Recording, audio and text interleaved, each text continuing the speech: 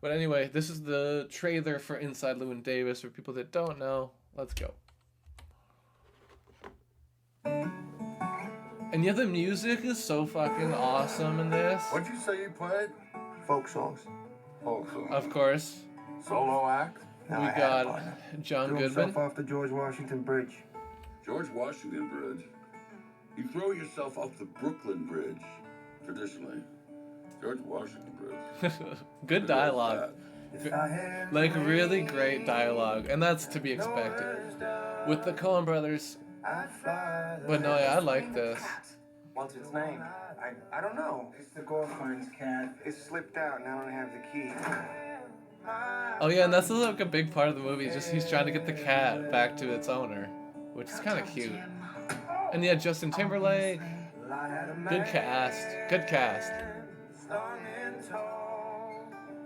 He moved his body like a cannon. And yeah, this is set in the 60s, if it's not clear, with around the folk, Advance on my solo record. There's got to be some royalty. the folk For scene. Christ's sake, it's cold out. I don't even have a winter coat. You're kidding me.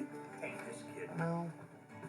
I remember one evening Trying to give him a coat. in the pouring rain, and in my heart. Do you ever think about the future at all? You mean like flying cars? Hotels on the moon? Tang? I want you to leave. Get out of here. Danny, your uncle's a bad man. Okay. Just show us a bird flying high above. Yeah, Oscar Isaac, like, I don't know who that guy is. He must be in other stuff, but I don't really know him, though. He was good, though. He was very good in the role. Justin Timberlake. Yeah, he was good, too. Good casting. I'm interested in gigging here. Okay, let's hear something. You don't want to hear the record? Why should I? You're here. Play me something. Play me something from Inside Llewyn Davis. Oh, he said the name of the movie.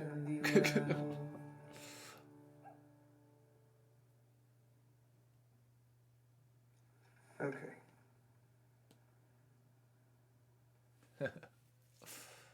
Yes. Yes. Good good trailer. All right, let's bring me back up. Let's pause this. And then we'll actually, ooh, snap, crackle, pop. Actually, let's bring in our boy.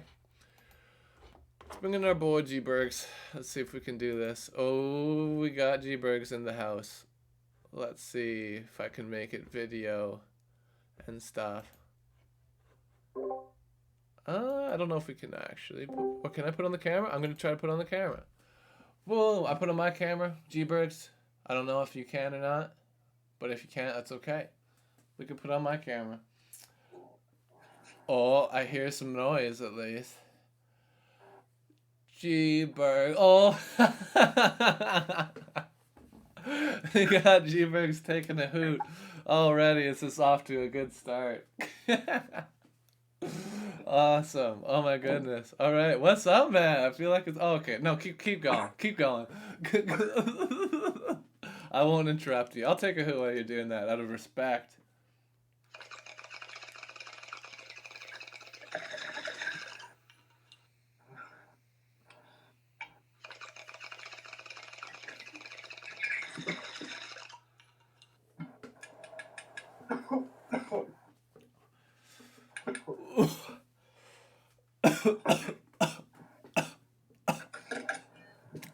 So this is in the review now.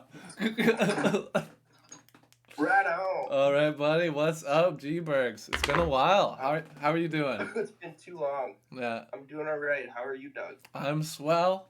I'm here. I'm glad of the setup. You notice the setup is different than it once was.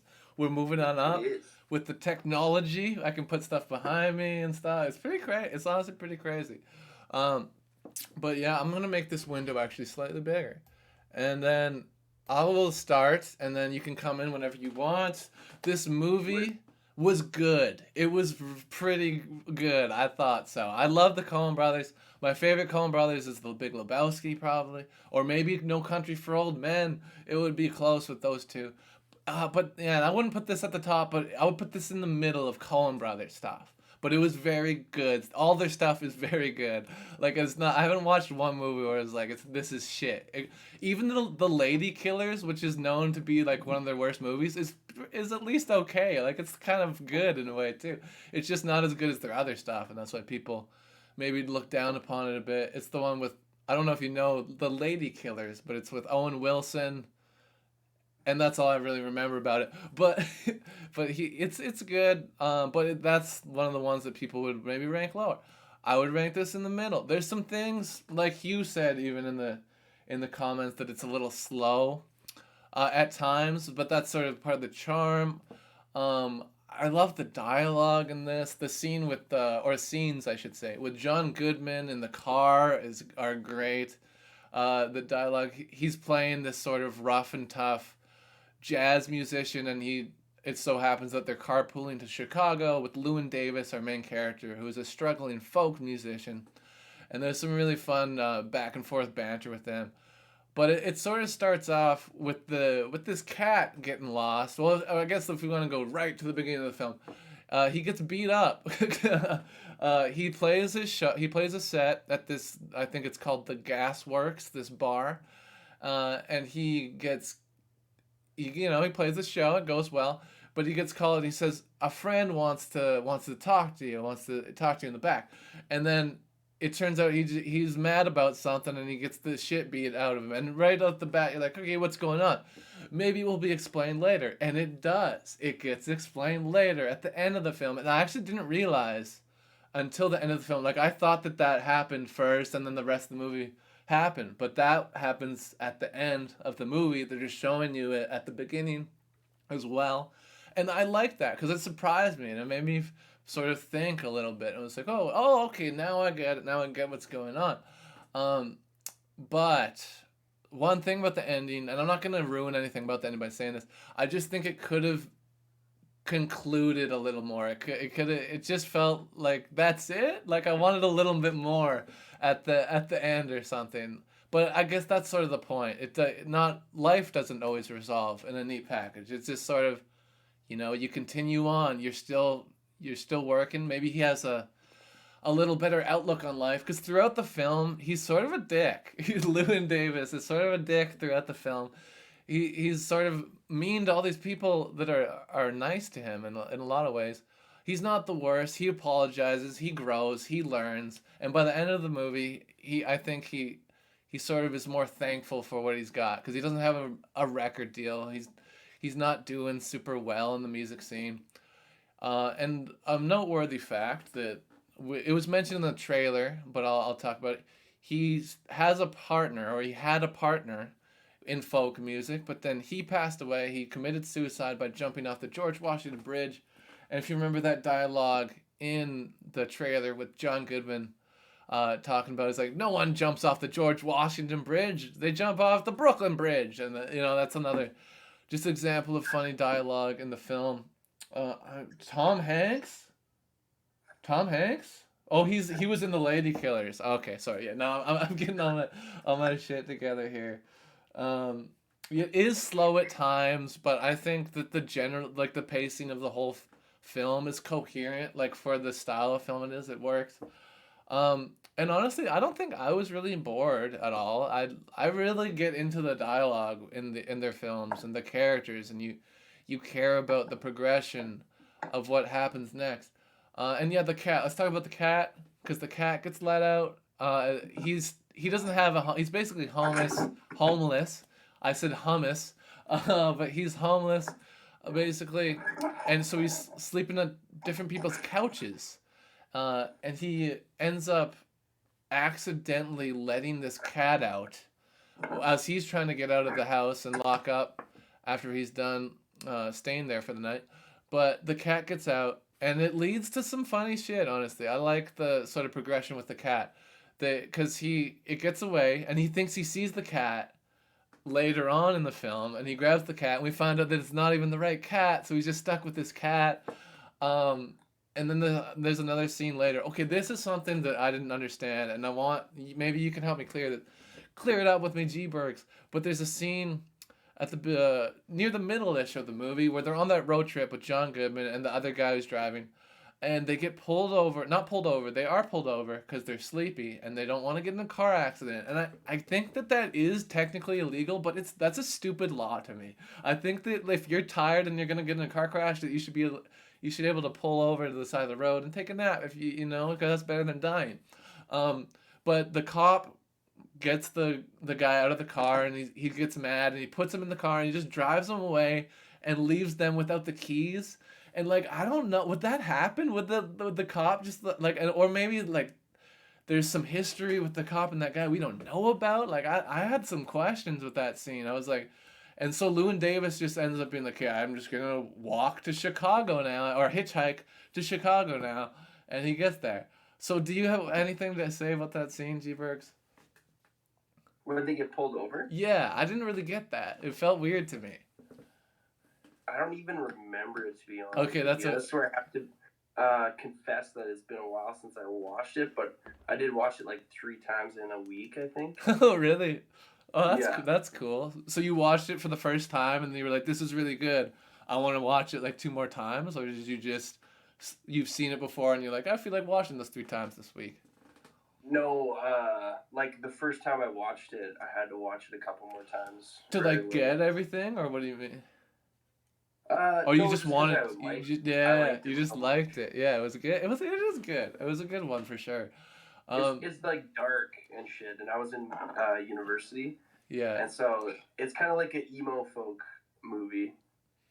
Yeah, it is. It is sort of an emo folk movie. That's a funny way of putting it, because it is. There is like a lot of sadness, and the whole movie. I'm like, I want something good to fucking happen to this guy, but nothing good basically happens to him. Not like maybe little things, but nothing really noteworthy. Like there's a part where he's recording a song with Justin Timberlake.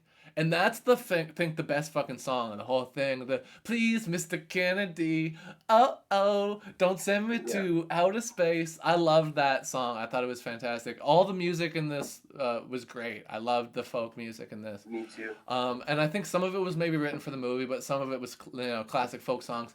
But it was that style, that '60s style of folk, just done perfectly. Great score. But yeah, that song and that scene, that's another example. A lot of this movie is Llewyn Davis just making increasingly poor decisions. That's what I feel like. One of the poor decisions, and I get why he does it, but as soon as he does it, I'm like, oh, you shouldn't have done that, is when they're like, oh, we will pay you when you can get the approval from your record label, from the guy. And he's like, oh, no, I just need the money now. Just give me the money. And I get that because he's broke as fuck and he wants the money. But he doesn't get the royalties then. And the royalties right away, I was like, that's going to be a fucking hit. It's a goddamn banger. And I was like, oh, you should get the royalties. And then there's even a scene later on where they address that. He's like, oh, I heard that song and it was so good. That's a hit. Hopefully you have royalties on that. I was like, no, he should though. He should have fucking waited. If he would have just asked, he could have gotten the royalties and then been set. He would have been set. No patience. Yeah, no patience. He just wanted the 2 hundo, and that's sad to see. But it makes you think, though. It makes you think. Like, don't do it like Llewyn, you know. But he is trying, and his songs are good. And there's the scene where he goes to Chicago, Chicago to try to audition for this big time music producer, and or he puts on gigs, whatever. He's trying to impress this guy, and I liked that scene because and every time they play a song in this, I love that they do the whole fucking song, because they never do that in movies. It's always like, here's a chorus and a verse, and that's all the song you see in the movie. But they do the whole song every time, and it's good because you can just like sit back and enjoy the music, and that's a really nice part about this movie, for me. And the visual look, it's shot so well. Cohen Brothers movies are always shot so well, but this is, he even said, this is one of the best shot Cohen Brothers movies I think that I've seen. But it's another sad moment though at the end of that song, because the producer or whatever is like, you're just not quite what we want. And this leads me to another one of the bad decisions that it makes, which is like, you're not a front man, but we got another girl, we got another guy, we can put you in this group, And he's like, no, fuck that. I'm like, no, go in that group. Come on. It's just another part of the movie where like, oh, he could have done something. He could have gotten a little more out. But no. And but it makes me mad a little bit. But that's the movie. That is the movie. Like, you can't be mad about what they were trying to do. And that's what they were trying to do. They're trying to show this struggling musician trying and making bad decisions, because that's what happens a lot of the time. It's realistic to a certain extent. I'm gonna take this hoot because you redeemed a hoot a little while ago. Geez, I barely remember some of that. Yeah, that's fair, Dad. It's I think you watched this a while ago, so that's fair. Anyway, hit bong hoots, and I mean I'm hitting this. You had a bong hoot. I'm doing this. Let's go.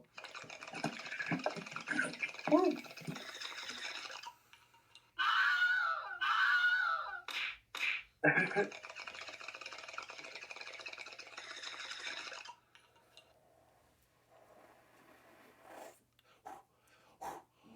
All right, we're back. We're back, baby. Thank you for joining me, G-Bergs. So I've been talking a long time. G-Bergs, go. If you want to say anything about this film. Well, yeah, you touched on all the basic stuff that you needed to.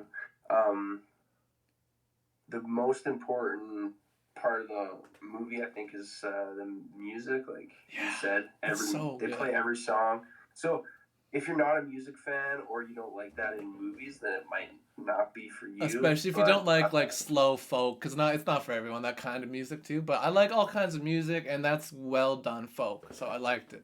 But yeah, go ahead. And the palette of this movie, it's not black and white. It's not shot in black and dull. white. But like a lot of scenes seem like it's shot in black and white. That's right. They really lowered like the saturation, it seems like, but then they enhanced the contrast. Like it's still nice and dark. And yeah, this is supposed to take place, I guess, like right before Bob Dylan blew up, is the whole idea. Yeah, I think, I forget which one, but one of the songs they play is a Bob Dylan song. I forget which one, but one of them is. I saw in the credits that it said that. I forget which one it is. But I can't remember either. Yeah, it's okay. What was that one? What's it? Rocky Mountain? I can't even sing it. I'm not going to do it. But we're just going to move on. But no, yeah, one of them is by Bob Dylan. That's the only point I was trying to make anyway. The performance, like Oscar Isaac sings all his own, all the songs you see him singing, he actually sings. It's, I think they're recorded. They're all pre-recorded, but they still sound pretty much the same live. And he can play guitar as well. And you might like this, Doug. He used to be in a pretty big ska band back in the day. Which actor? Like the main guy? Oscar Isaac, yeah. Yeah, and yeah. He's in Star Wars, like the new Star Wars. Okay, because I didn't recognize him at all. I was just looking up the IMDb page so I could check it out actually. And he's in Ex Machina and. Ex Machina or whatever. I guess Machina. I don't know how to pronounce, but that movie is good. Yeah. It's super Who is good, he? yeah. Who is he in that? He's really good. Is he the doctor? Or is he was the guy who owned the place, yeah. Like okay, yeah, he's good. No, he's a really good actor then, yeah. Absolutely, that's and a lot then, of like good shit. Also all the John Goodman, all the side characters as well, and like his love interest that he gets pregnant, and it's Justin Timberlake's girlfriend. I don't want to give too much away, but like I wasn't going to. There's a shitload of drama in his life. Is the whole idea. Yeah. And Adam Driver's also in that scene. He's a part of the recording of the big hit. I thought that was Adam Driver, but I wasn't sure. That's who would my guess. What was his character's name? Andy Cole or something like that. But it wasn't that. I'll have it right here. Al. It almost makes up for all the shitty Kylo Ren moments. Al Cody. Al Cody is the character's name. Adam Driver. And he's on that song that I was talking about, Justin Timberlake. And he kind of steals the scene, if you ask me. Yeah, he does kind of. It's funny the way he does those backup vocals. Outer space, outer space, and that's just, it's cool because, in the way that they it's very realistic. Like you have Llewyn Davis being like in the mindset of classic folk. That's what I want to do. That's what I want to make big. But then you have things like that are doing something a little different with the vocals and the composition. But he doesn't get that. He's like, who wrote this? As to say, like, who wrote this shit? And he's like, I wrote it. And it's like, oh, okay. And then they just keep playing. But there's little subtleties like that, and the acting is really cool too. And the direction. Justin Timberlake's so good in this. He's a great actor, and honestly, I think he's also a good musician. Specifically, My Love and Sexy Back. But he's got other stuff too. You know, Cry Me a River. He's got some bangers. But I think he's the better actor, though. I like he's a great actor, like very good. He's good at both, though. He can do it all. Jack of two trades. He's scary good. Yeah. On SNL, he would just crush it. It was wild. My Dick in a Box.